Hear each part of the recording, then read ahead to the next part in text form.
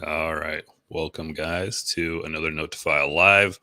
And I've already screwed up the background. So give me a second here. Let me see if I can fix my overlay.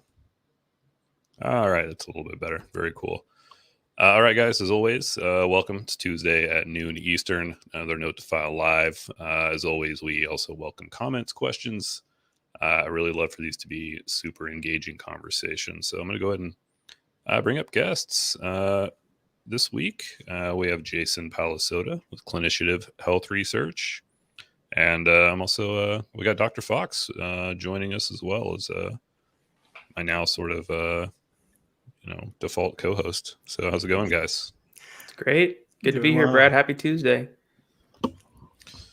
Rock and roll. Yeah, it feels like it's been a long week already, as it always is. But I think today, so we're sort of here to talk about something I think pretty close to my heart. I think probably close to Dr. Fox's as well, as Dr. Fox is kind of even earlier on in developing research sites in his community, and something I hear time and time again with the other sites I talk to, people who reach out, is how do you find new studies? How do you find new studies for your sites? And I guess I kind of want to back up, like, and Jason maybe can enlighten us here. I know anyone also, by the way, who hasn't listened, Jason did was on the podcast, audio podcast, so make sure and check out notefilepodcast.com.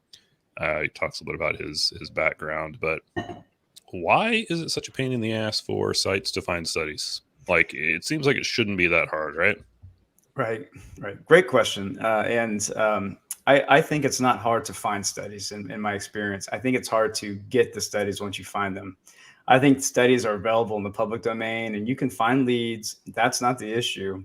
I think having a solid process and doing the follow-up, that's the hard part.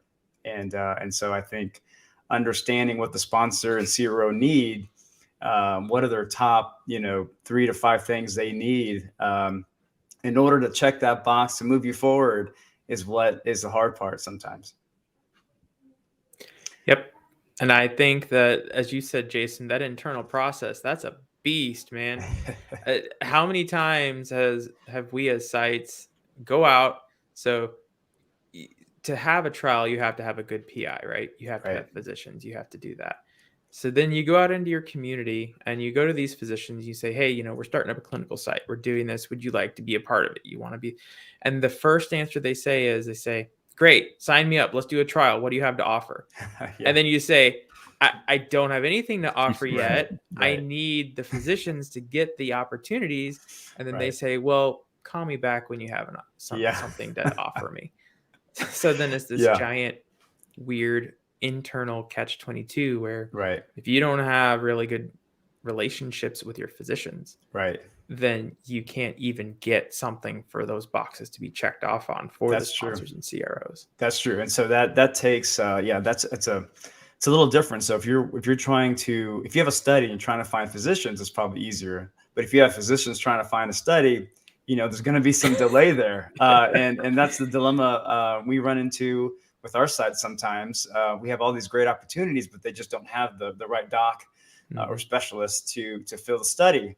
And so when that's the case, unless such as like an atopic derm study, if they need a dermatologist on staff, then that kind of bumps them out immediately, or not on staff, but within their network. Yep. But if it's if a dermatologist is recommended and they don't have a dermatologist, but it's something nice to have, well, then you emphasize the experience of the staff. What have they done in atopic derm? And you sell those things to help push you over. So it is a catch-22, and so, we recommend at Clinitiative to have a network of docs available who are interested in clinical research, have their city training, their GCP training. I know that there are several ways to be trained. We are actually rolling out a training program and starting our first class in the next few weeks with some physicians. And there are other ways to train docs, but something that we're going to tell them is, you have to hurry up and wait sometimes. You're not going to have an opportunity immediately, but when you do get one, it's going to be worth the wait.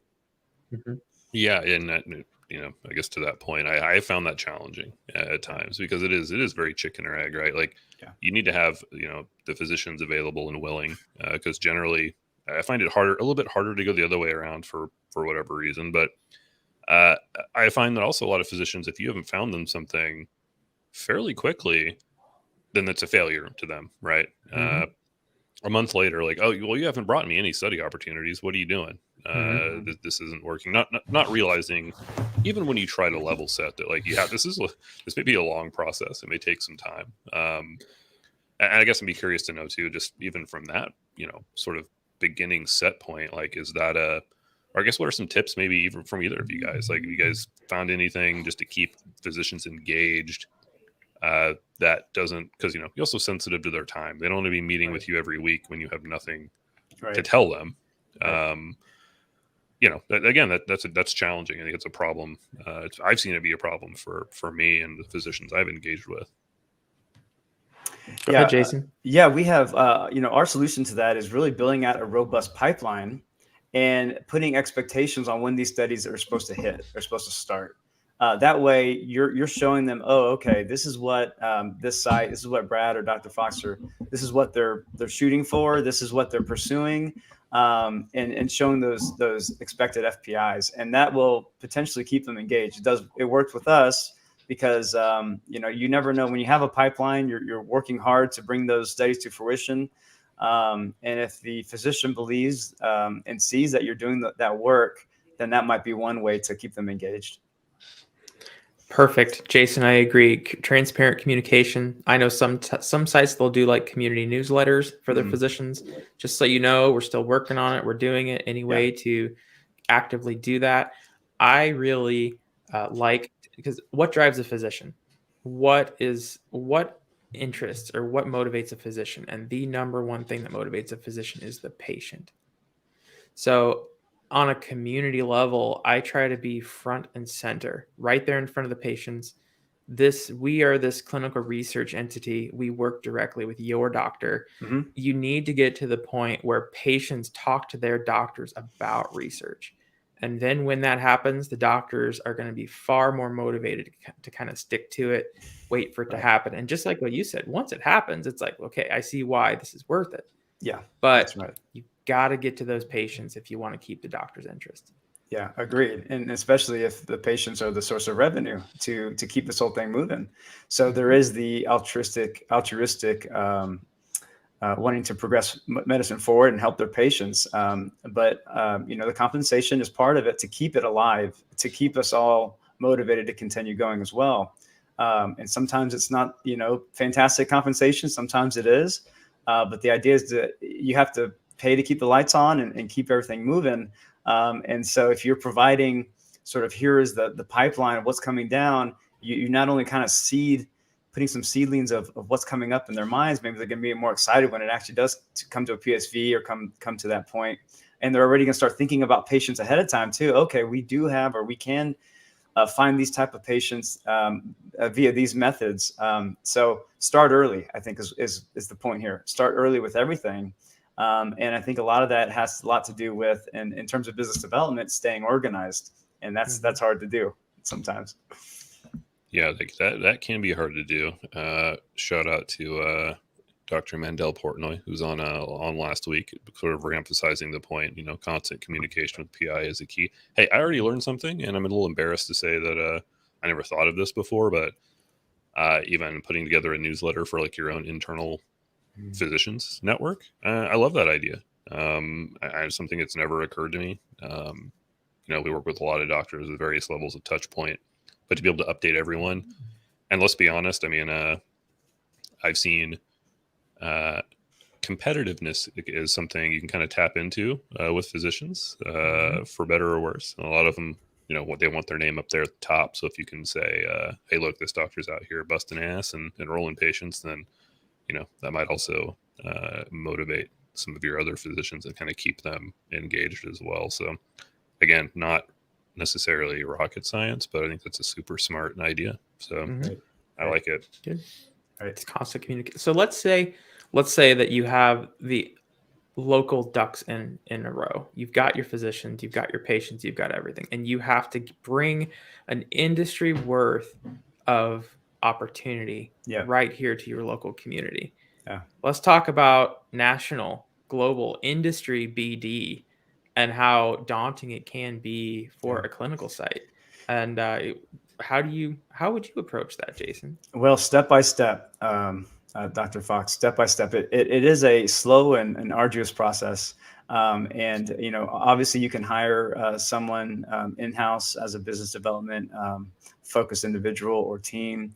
That can get quite costly. We can, as site owners, we can take 50% or 25% of the time to follow up on those leads and contacts. You can, of course, outsource it to different organizations. And we talked about, Brad, the different organization types out there last time on our podcast.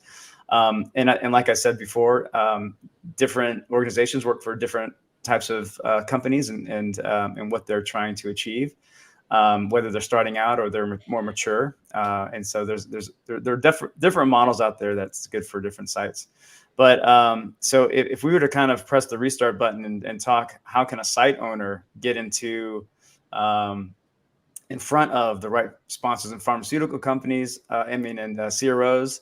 Well, there's some basic things you have to do. And we touched upon this last time as well, is make sure your storefront is up to date and has the latest uniqueness of your site. Make sure your PIs are listed on that website with their CVs and accomplishments. Make sure your staff as well. So first step for me is make sure your storefront, which is your website, is accurate and up to date. Mm-hmm. I could keep going, but I think that's like step number one. No, that's actually one of the questions I was going to ask is how important is it? I mean, how much are sponsors or CROs looking at those sorts of things? I have noticed an uptick even like in the outreach I've gotten through my website where, I've had people go there and actually be like, hey, I see you're working with all these doctors. Let's talk about, a specific project I have. I guess Sfera was here and gone. Sorry about that. He came in and said, nope. He was like, no, I don't want to talk to you guys. So that's always been something of interest to me is like, and frankly, like I've gone and looked at websites for some sites, for some clinical trial sites, and they're just terrible, right? Yeah, like they tend to be either like too much or too little. And also a challenge I find is like, who's your audience? Is it patients? Is it a place for patients to go to look for study opportunities? Or is it a place for you to sell yourself as a research site? And how do you separate those things? Because I find you want a patient to be able to get to the study information with as few clicks as possible, right? Right. But you still want to present yourself, with all your capabilities if a sponsor or CRO. So I've always found that balance to be a little challenging. Mm-hmm. Go ahead, Jason. I would say, a big thing I noticed, guys, is that sites simply don't have their phone number at the top of their site. It boggles my mind, or email address. It boggles my mind that you get to scroll all the way down and maybe you'll find it on the footer and it's like bad contrast and you can barely see it. That's surprising to me that I see. Yep. Every site that I've worked with, they have this challenge. When we worked at the clinic, you have 3 audiences you have to attract at the same time as a site. 3. So most of the time you're going to have a landing page and it's going to be, are you a sponsor, a patient, or a physician who wants to work with us? And then you literally have to create 3 different websites based off of the targeted audience and what they're looking for. Now let's talk. So BD, it's always about interests. So when you talk about a sponsor, let's talk about what does a sponsor want? They want a productive site that has everything that they need to have a successful clinical trial. Successful clinical trial meaning patient enrollment and data collection and entry. Physicians, don't bother me, make it easy for me, and I can get you patients. And by the way, I want to get paid for the work that I do.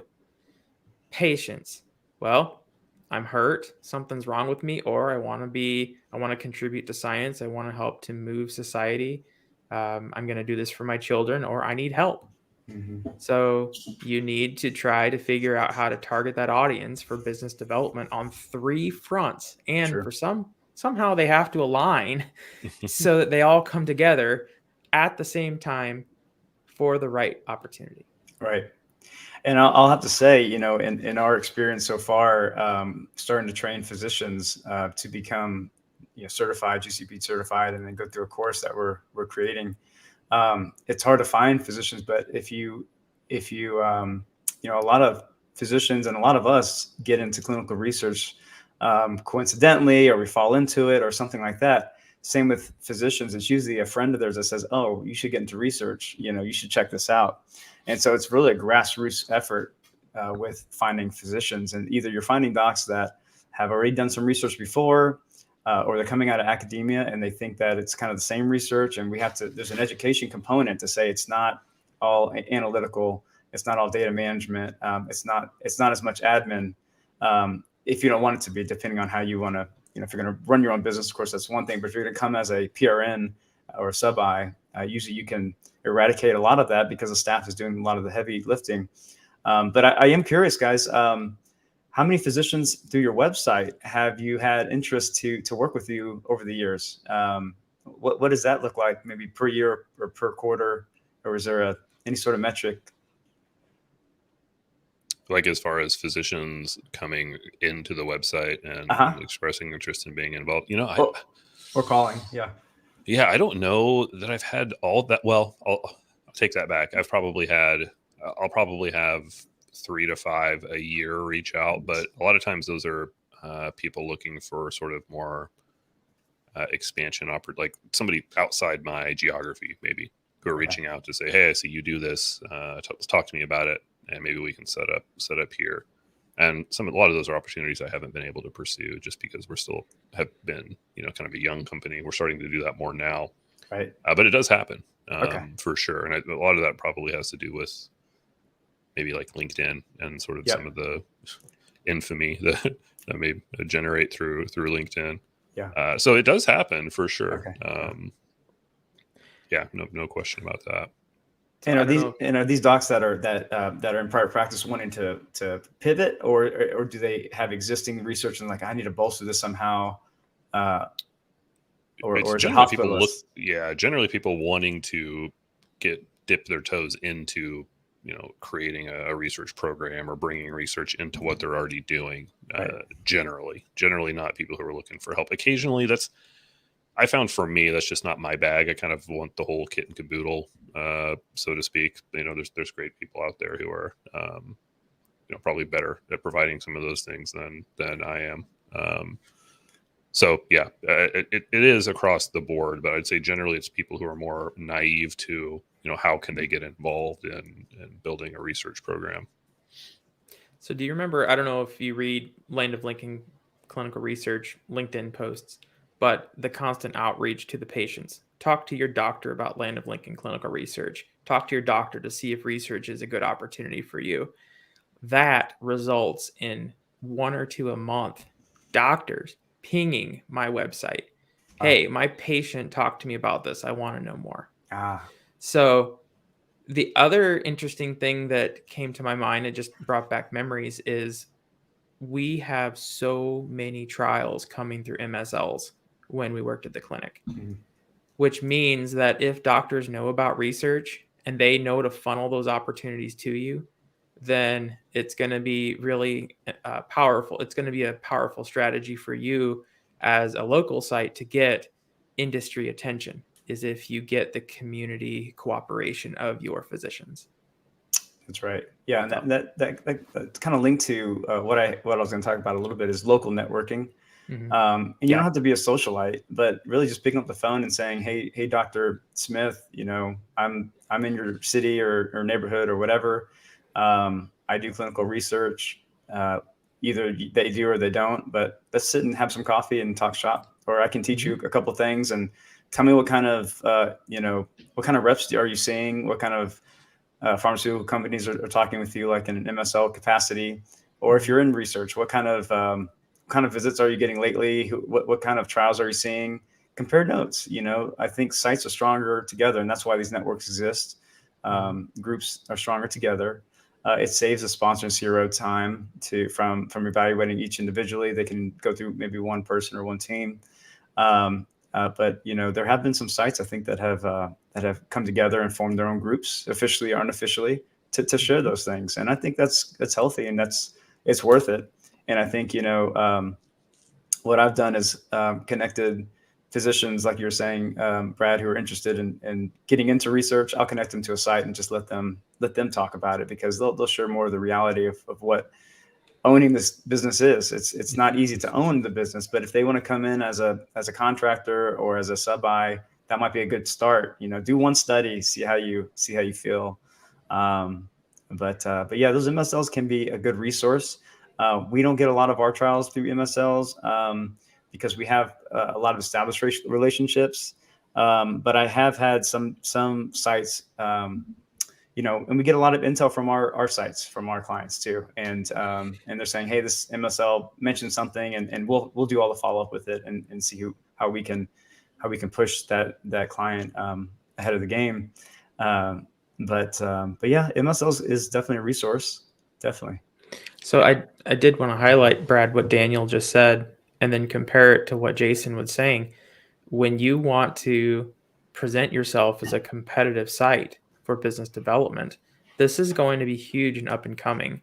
You better have a diversity strategy to show the sponsor that you are ready to enroll a diverse level of patients.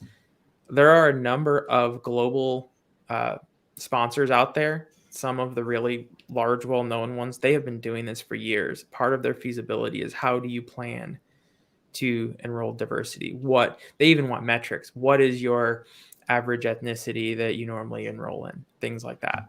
Mm-hmm.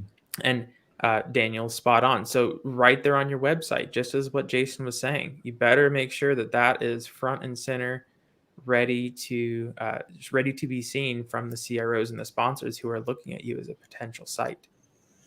Right. Yeah, that's right. And diversity is all encompassing. It's not just ethnicity, but it's socioeconomic. It's all those things that you can find in the guidance that was recently released. But Clinitiative also has a paper on diversity and how idealistic a program could occur with the FDA being involved, the sites and the sponsor and the CRO collectively. And so, like I said in the last podcast, is like you said, Dr. Fox, definitely develop an SOP for diversity for recruiting. And when you do get to the PSV stage or even award stage, well, I would say PSV stage. I would even say the feasibility stage. Go ahead and tell them you have a plan, and then you ask them, do you have a plan? Mm-hmm. I like to collaborate with your plan and make sure our plans are in sync, and that's going to show a lot of differentiation with your program and proactiveness and all these things. And so, but definitely create something, I think can go a long ways. And don't just look at who you can recruit. Talk about the diversity of your staff, your PI, because like many have said before, it's those people that can have a higher propensity of recruiting diverse subjects as well. And so I think that can look good in front of sponsors and CROs as well. Mm-hmm. Yeah. To that point, I definitely have been noticing that conversation happening more frequently with PSVs, in terms of what sort of practices sites have in place or what strategies they have. So it's important. I think putting in your website is probably a great idea. Something, again, I've sort of embarrassingly not really considered, just having it out there front and center. And maybe I think it's a bigger conversation. And, Daniel, you want to come on sometime and talk about that, like how sites can do a better job with that in conjunction. I love Jason's point about saying okay, here's our strategy. What's yours? Or like, how can we complement each other? Because we know there's a, demand for more diversity and it sort of trickles down to the sites because, obviously we're the ones out there in the communities making that happen. But I think it's got to be done in conjunction. We can't necessarily be on an island as sites who may not have the resources to necessarily go out into all different sectors of the community to do that. Now, obviously, I think, again, that's a big competitive advantage as a site, but there's no reason, it shouldn't be done collaboratively, right? Mm-hmm. And these, the large pharmaceutical and CROs, if you go to conferences lately, you'll find a diversity director, diversity lead they have formed teams now around this to try to synchronize and collaborate with the other departments in those companies to develop these plans. And they've asked organizations like ours and others to contribute to that and give feedback. And so I think companies, and of course, if you're a CRO, that's going to look attractive to a sponsor. If you're like, hey, we've implemented this company-wide initiative, and we insist that our sites, or recommend that our sites follow these type of guidelines. That's attractive for a CRO to approach a sponsor in terms of bidding for that study. And so and so I think it involves so many different parties. I don't know if we'll ever get to a symbolic like standard, but again, if you're the site and you have a plan, I think it shows some initiative, and it shows that you care about these things that are important. So do you think, Jason, that conferences are still pretty good places for BD?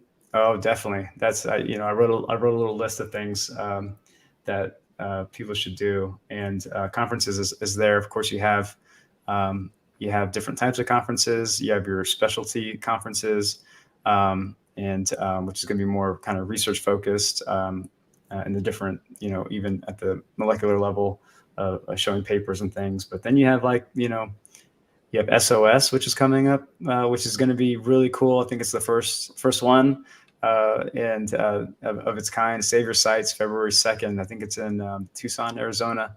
Mm-hmm. So I'm looking forward to that. There's already close to 300 participants or so. But those conferences are important, and these conferences, and this is a very unique one from what I understand. It's led by sites.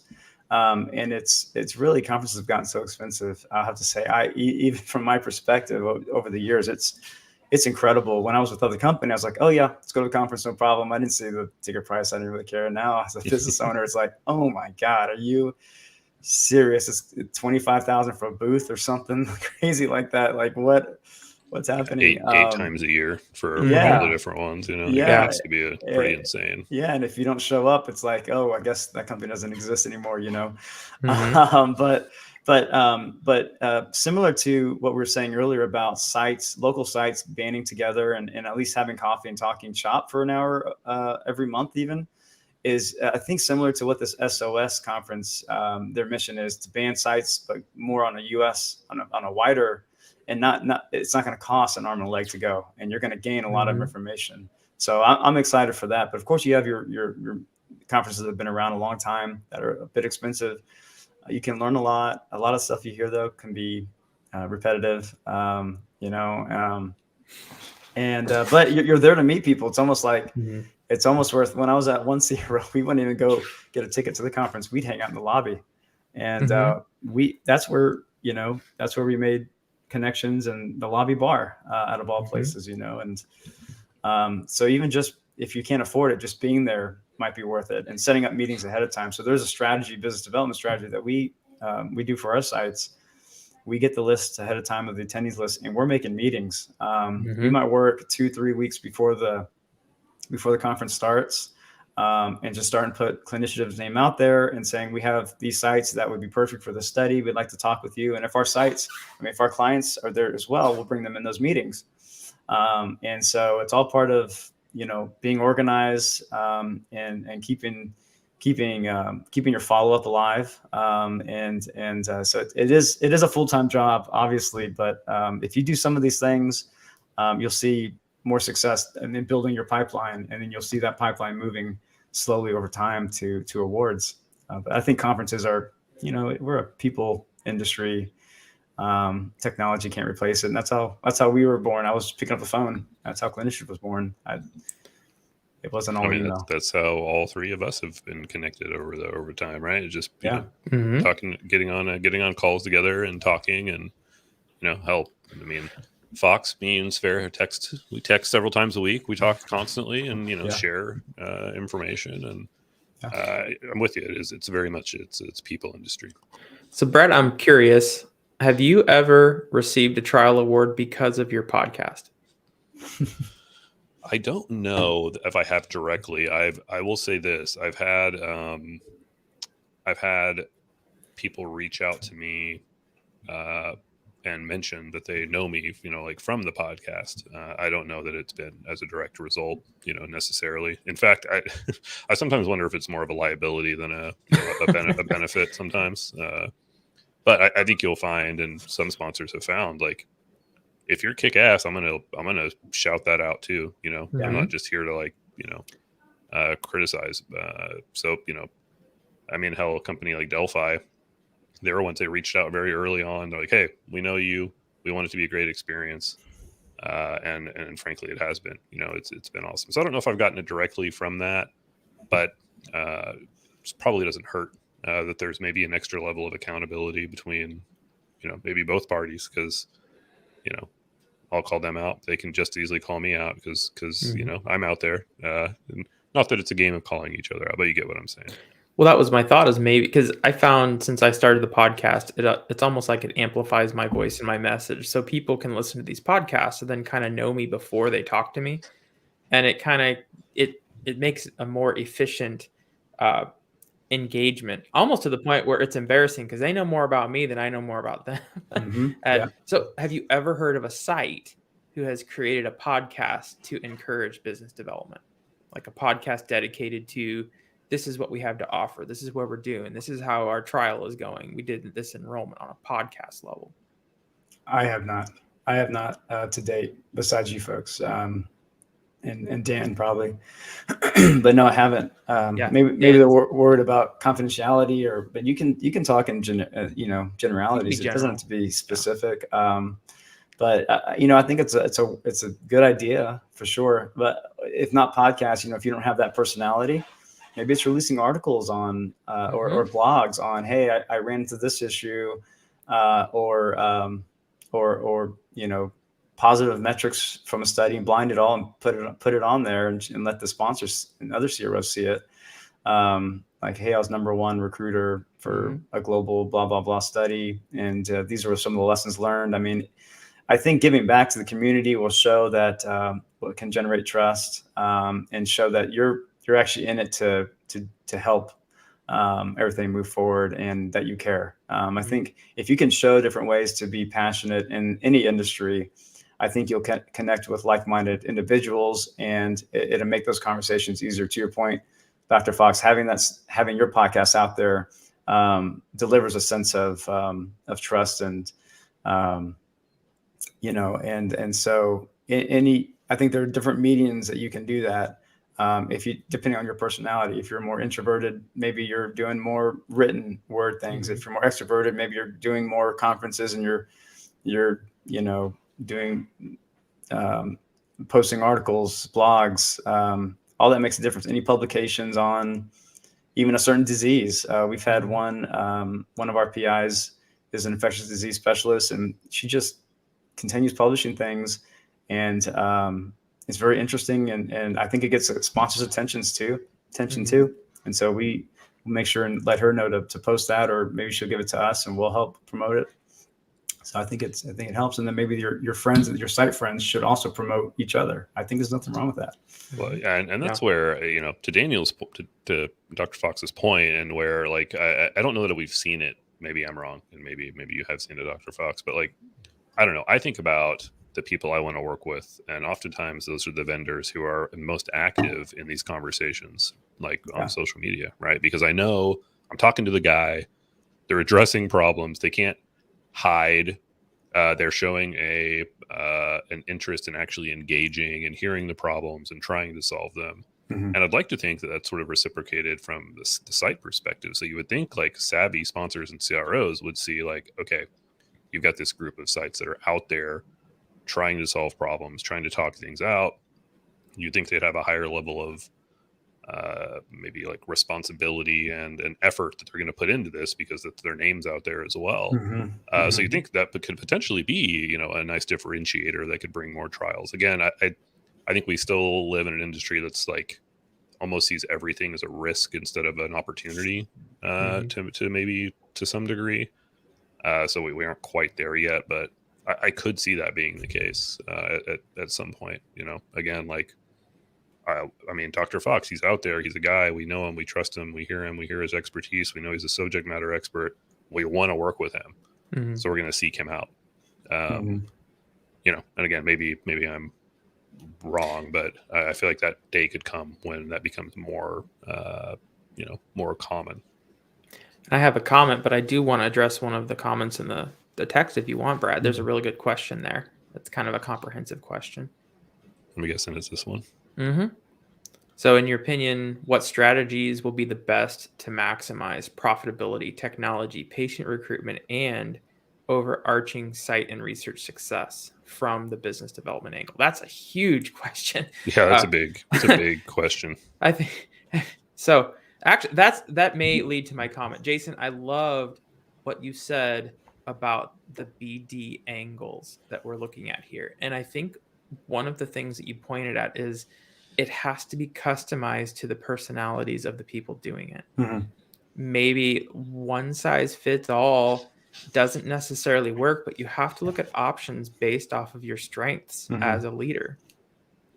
So, with that said, that question has all kinds of answers to it. So let's just go through like a couple of them, like profitability. What do you think, Brad, Jason? What's your favorite way to maximize profitability in research? Just a couple short. Yeah, it's tough. I mean, so for me, it was literally, and again, these are really hard to answer because there's so many colors and so many models and takes on the model, and it depends on, you know, what your model and setup is. For me, it was breaking out on my own, doing it all by myself until I could afford, you know, as to where I've talked to other people starting sites, and the first thing they want to do is hire 2 coordinators. Well, you don't even have any studies yet. Yeah. Or maybe you have a study, but it's not profitable, or you don't know if Mhm. it's going to even be profitable. So it was, for me, it was just being extremely lean to the degree that I could in the beginning. You know, we know, you know, burnout and overwork is a problem with coordinators, and that's something you can, you know, talk about and you know, address as it comes up. But like, especially in the beginning, it was that I'm going to do it until I can't do it, and that's the only way I could get to profitability instead of trying to put the cart before the horse. You know. Right. Yeah, that is a multifaceted question. We could break that down into several. We could write probably 5 papers on that question. But yeah, I mean, it's really one of our core values is the art of grit, right? And it's having grit and just getting in the weeds. And no matter how experienced you are in this industry, you have to be able and willing to get down and do the dirty work in this industry. And so a strategy is consistency, persistence, and in terms of technology, we use different technology. We've created different technology platforms. And what I tell our staff and our team is technology is supposed to help, not get in the way of us connecting with the people we need to connect with. The goal and the objective is to talk to that person at that company, however we do it. And if the technology is getting in your way or anybody's way, drop it for a moment, make the connection, put your notes somewhere else, and we'll get back to the technology later. But to lean on technology can be an issue, and that goes with communication, being organized, patient recruitment. Those things should not, I don't think, be put in the hands of technology. I think it takes people. I mean, we have sites that go to Alzheimer's to retirement centers to recruit their patients. They physically go over there and they talk to the patients, to the potential subjects. You have to kind of get out there. And if you're not the personality, like we talked about, Dr. Fox, to get out there, see if one of your staff member has that personality. See, with any relationship, it's filling gaps. So if you're not strong in one thing, find someone who's strong in that thing, and it's probably gonna be more enjoyable for them too. And that goes with just about anything. So that is a big question, but I think it's knowing that you yourself are going to do the best job. And if you can teach lessons to your staff and to your team and train them on how you might react to something, that's going to be more profitable than either trying to hire it out to non-experts, or trying to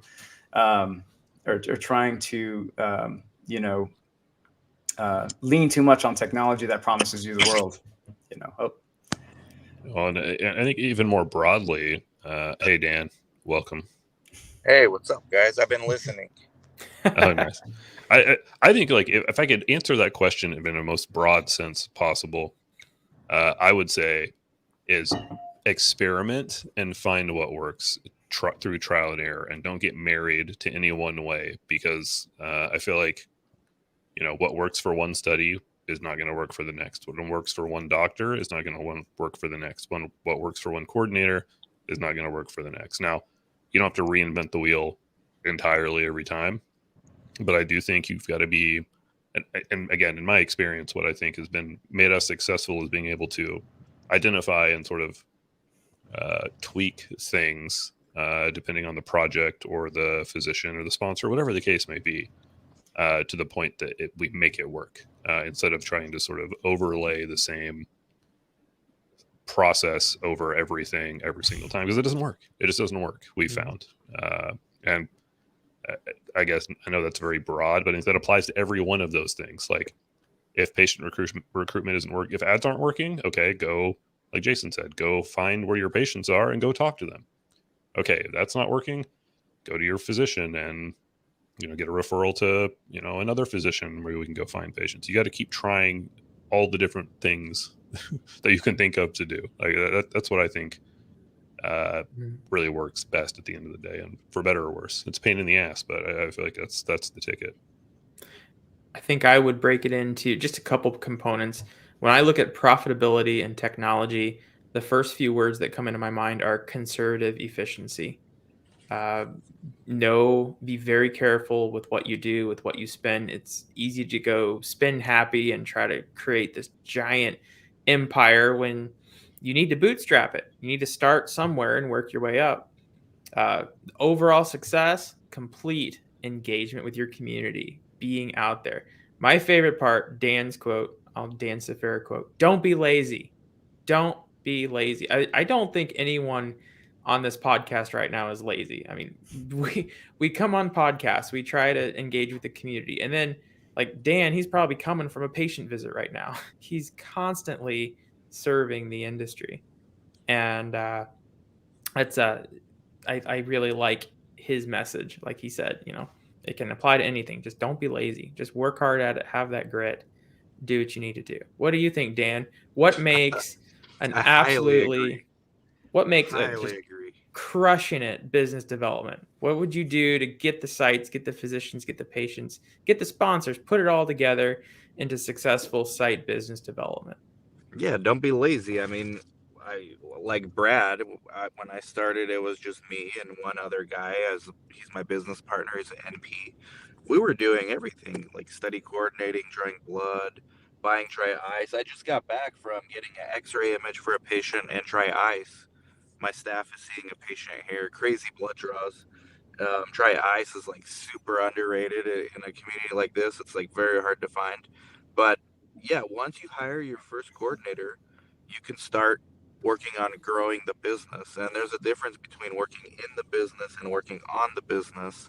At the beginning, you got to do both.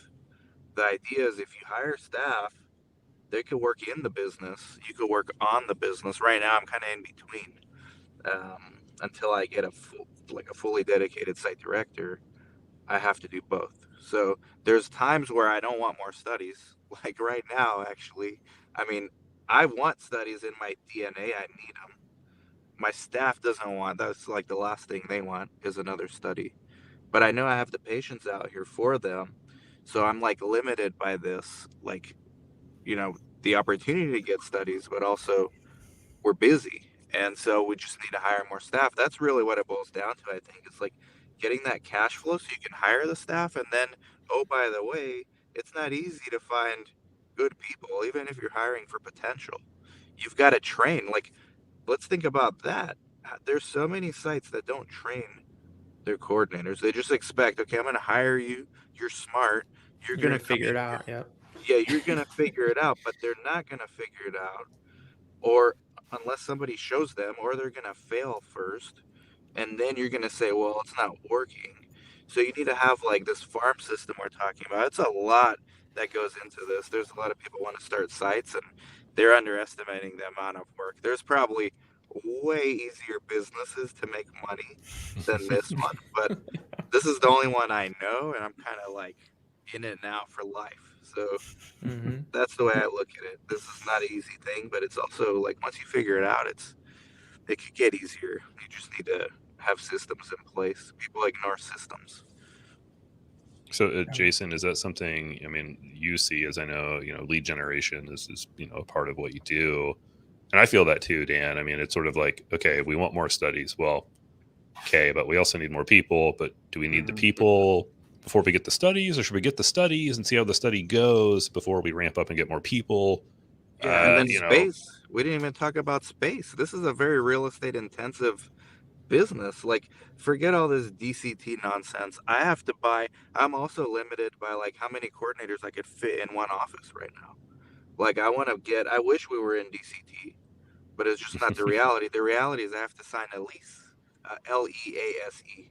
That's the acronym that I'm talking about, not DCT. physical space. Yeah, Yeah. Dan had mentioned training, and that's connected somewhat to business development because you want to be able to showcase your staff and their experience. And speaking with a site recently, one of our clients, they found that training MAs who want to be coordinators can be a good route because they're doing the basic functions, and they're learning along the way. They're listening to what's going on in the office. They're seeing patients. They're seeing how the office operates and what are the core values and things like that. They can transition to a coordinator should they have the capacity to do so. And they're motivated to do so if you find those people. So that's one way is to create promotional opportunities within your company. And that's a good story to tell sponsors as well. This individual started as an MA. He or she did fantastic. And they had all the capabilities to do better. And we're proud that they are now coordinator, senior coordinator, et cetera. And that's part of business development. So showing what is unique about your site. We grow our staff from the beginning. We train them early, and they stay with us because of those things. So that it's tied to business development too, in a sense. But yes, otherwise, finding coordinators can be very difficult. There are companies out there that train, as you guys know, coordinators, and they can produce good results, from my understanding. But yeah, it's tough. It's tough out there. I think And it's that's for the another. sites that do train well. Like, Yeah, I mean, 90% of them don't have good training. The sites that's are bad at retention as well. Like, they're slightly better than the CROs because they don't force their staff to travel every day. But it's the only reason.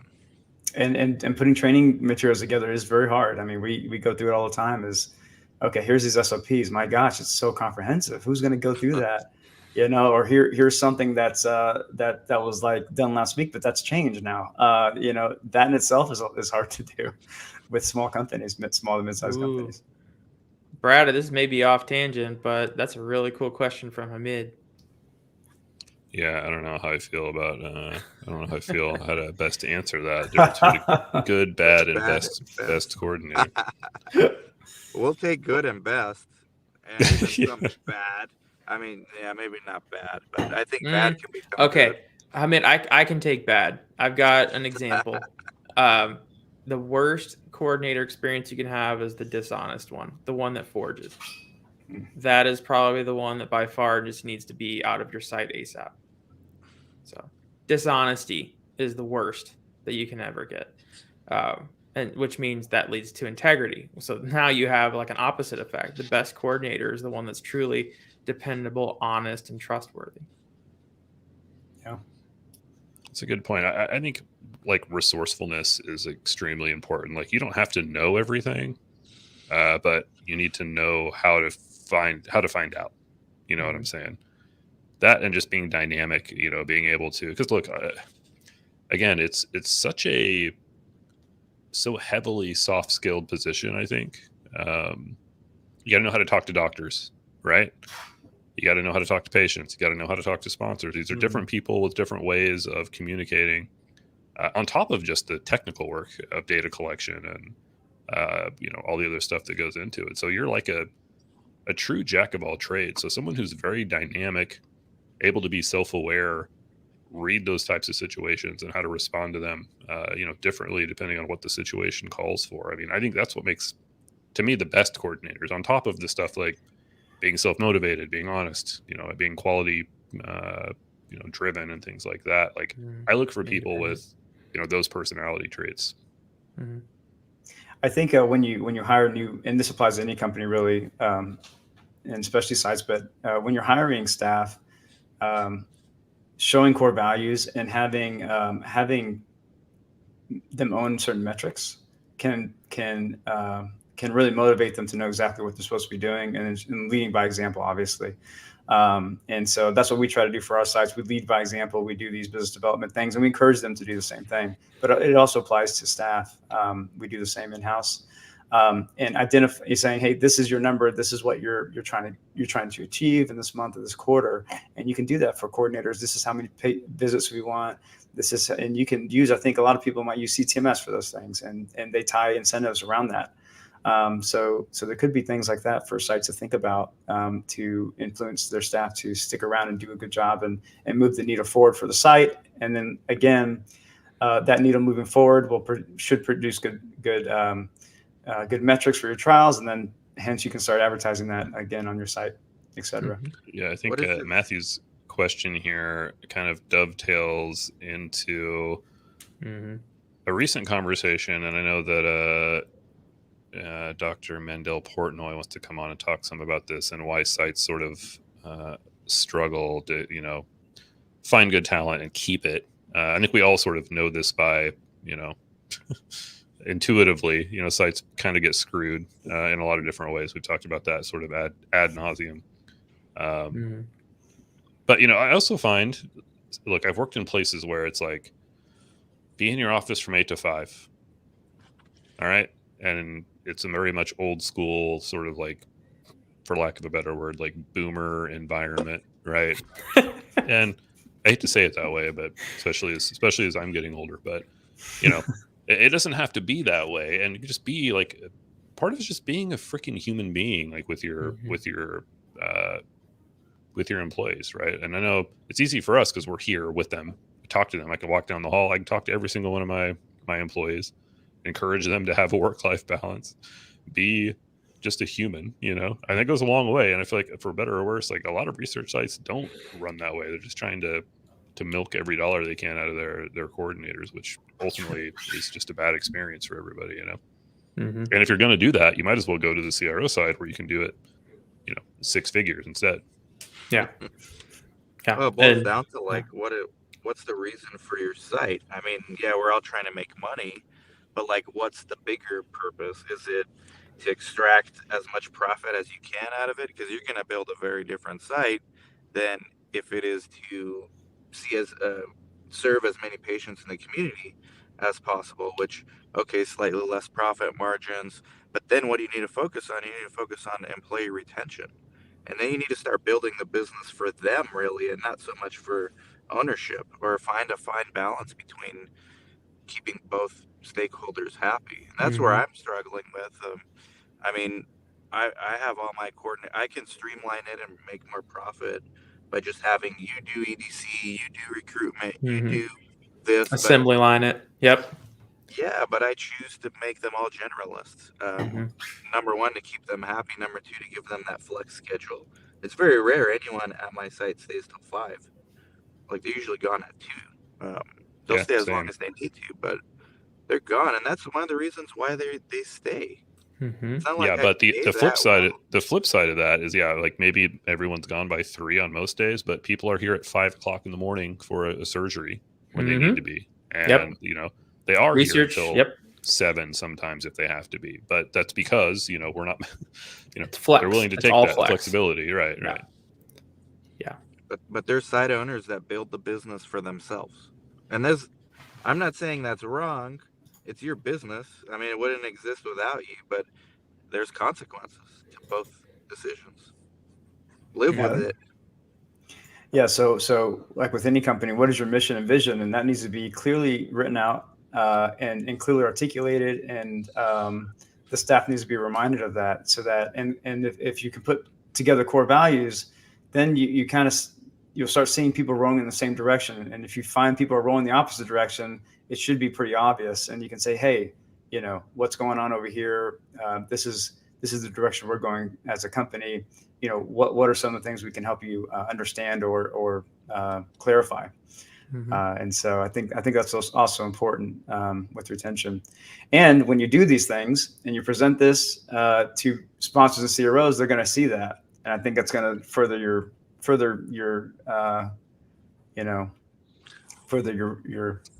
Well, they'll help go your above cred. and beyond.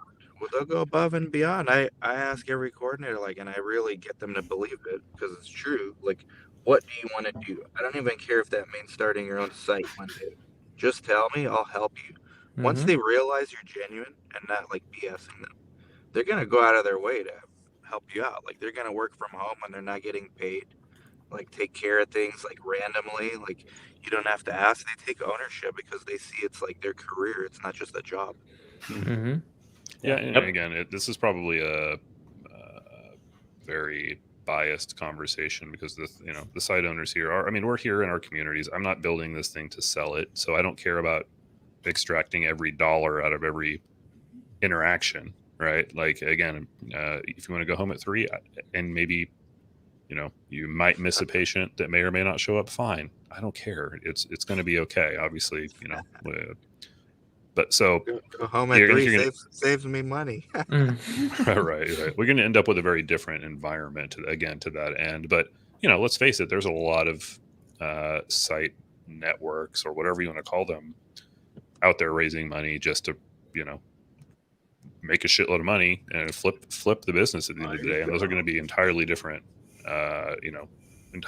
environments. And look, I've never lost a coordinator in the 5 years I've been doing this. I take it back. One went on maternity, and she's trying to come back and do some part-time work. But aside from that, no one's left for a different opportunity. I hear it all the time. 5 years? Yeah, 5 years. And wow. It's been a slow build, but it's been an investment in every person that comes along. I mean, just to Dan's point, like, just talk to them, be a human being, and I do think you can, like MAs are people who are in positions to where being a coordinator is growth for them, and can potentially be significant growth for them. They can learn skills and do things that they never otherwise would have had the opportunity to do if you're willing to put in a little bit of time as a human being and training them to do that. And I'm encouraged because I think we're seeing more of this. I mean, you guys talk to other people that are the same boat that we are trying to do this stuff. And I think that it's happening, different spots and different regions of the country here. And I'm really encouraged by that. MAs and CNAs are like possibly the most underrated positions for coordinators that no one talks about. You guys were talking about content creating earlier. I was listening while I was driving, but like, if someone went on TikTok and was the MA whisperer, they would do so well. Like, just introducing MAs and CNAs to clinical research. That's like that's a 6 to 7 figure business model right there. Like, just teaching MAs about research. I've been doing a little bit of it, but like, the potential's incredible for these MAs and CNAs. And I've worked with MAs long enough now. 10 years, they don't have a bachelor's, but they can be CRAs in 10 years just because of all the experience they get. So you could go from getting like 13 to 16 an hour to getting over 6 figures a year in a decade. Like, that's incredible that no one's talking about that. My favorite coordinator source, hands down, is EMT. Yeah, EMT that too. I mean, all is these like roles. The best. Those guys know how to handle an emergency. They know what to do. They think on their feet. And honestly, as an EMT, they're so underpaid that having the flexibility of a coordinator role is probably one of the best things that they ever love. So that's a good point. Yeah. There's so many roles. I like phlebotomists. I started out as a phlebotomist, so a soft spot for bringing phlebotomists along for the ride. There's so many roles like MA, CNA, phlebotomist, X-ray tech, farm tech, ENTs, all these things, right? Like sites, you just identify potential and then cultivate them yourself. the farm system. My PI Mhm. told me, don't talk to my MAs, the ones working for me, because he already knows. Like, No they're poaching. gonna No love. poaching They're, allowed. I can't. I respect it, but once they leave, they're fair game. You know, and I That's right. they don't even know. They don't even know. All right. Well, we're winding down here. We're past the hour. Jason, I want to appreciate you coming on, man. Any other sort of final words here? I mean, hell, I'm working with Jason in terms of trying to work together to get some lead generation. It's getting to the point to where I need help, and I really like what Clinitiative's doing. But any sort of parting words as we sign off here? Yeah, just some like headline words in terms of business development. Get help if you need it. Right, there's a lot of resources out there. Get organized, and get social and be persistent. I mean, I just kind of wrote these headlines, and I wanted to mention, maybe next time we'll dive into these, but those things, I know they sound generic, but it's important. And under each category is a lot of things that need to happen, or that should happen, that can really help your site and help you have a better peace of mind about what you're doing. It can help your PIs understand what's in the pipeline. It can help get your staff rowing in the same direction, and you can be human to be humanistic to your sponsors, CROs, and they see that they're going to want to work with you. So that's all I have to say, I guess, for the parting words today. But thanks for having me, Brad. It's been wonderful. Yeah, no, absolutely. The two Dans, you guys got anything for me here? Final words: saveoursites.com. And don't be lazy. Yeah, I can run the Don't be banner lazy. here for Go the to last. saveoursites.com. Yeah, don't be lazy. Go to saveoursites.com. Yeah, I mean, all these are- sincerity, yeah. I mean, these are the kinds of conversations I think Yeah. we want to be having, at Save Our Sites. Jason, I hope you plan on being there. I do plan on being there for sure. All right, perfect. And again, I mean, just having these, very transparent, open conversations, and I love that you really touched on the collaboration between sites that we see happen. I'd love to see happen more. I don't know if formally is the word, but maybe more in a more organized fashion. Because I think we're all now kind of putting the pieces together, and if we can really all come together a little bit more, that we can push the needle even further and really help everybody rise up, even more. And I think we've just now are seeing the tip of the iceberg. So I'm really excited for what's to come. Me too. I have to say, so Brad, I just had a board of advisors meeting at CRPN. There's a lot of really big stuff coming together, and I hope that, like what you were just saying there, that fusing of site needs it's going to be coming pretty quickly, I think. So, All right, the future's now. Future's now. All right, guys. Until next week, notefilepodcast.com, and check you guys later. Appreciate it. See you guys. Everyone.